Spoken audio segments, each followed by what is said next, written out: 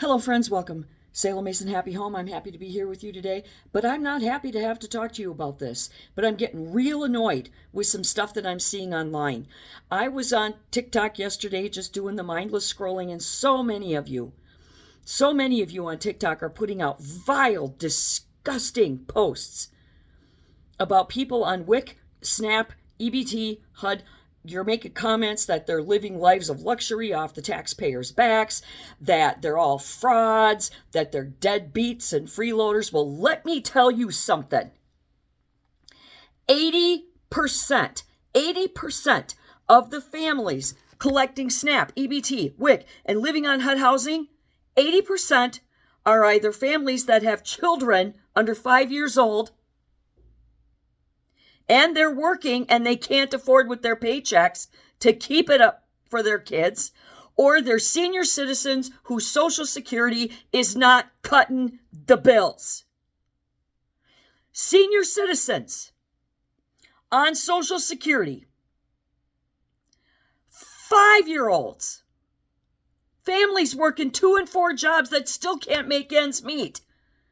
So they're going to get these benefits to supplement. Did you know that 15% of our United States military is having to collect food stamps and WIC because our government fails to pay them enough living wage so they can feed their fucking families? So before you go out there and start saying that everybody on WIC and EBT and getting HUD is a fraudster, a deadbeat, a loafer, a scammer, fuck you. Grow up, get your information correct. Because our active military should never have to get government benefits to pay for their family. Our senior citizens who put 50, 60 years of their lives into a job and they have to get food stamps because they can't buy food because they're not getting enough on Social Security? How is that their fault? Everybody's screaming abortion is murder, abortion is evil, abortion is this. So a woman who doesn't want to morally kill her baby keeps her baby. But the pregnancy puts her down. So she has to cut her hours back at work. How is she supposed to care for herself?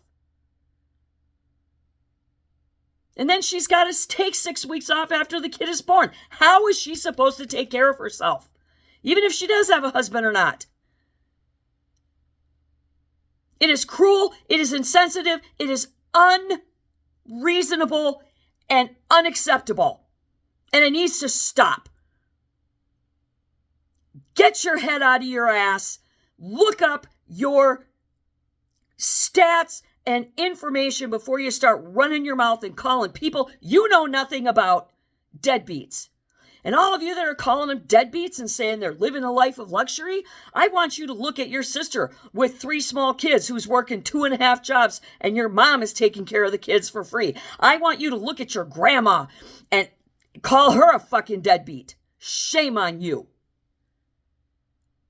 There are currently 62,000 cases of welfare fraud being investigated in the United States right now.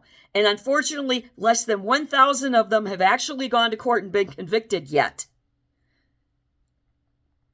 So there are 62,000 out there that they suspect are fraud. Out of 12 million, that's a little more than 500,000. But 12 million recipients of these agencies. So that little bit that they have going right now, less than half of 1 million out of 12 million, that means that the vast majority of these people are just working stiffs because in order to get food stamps and stuff, you have to have some form of income. Even if that income is unemployment, even if that income is disability, it is some kind of income. And if you don't make enough money from your job to pay the bills,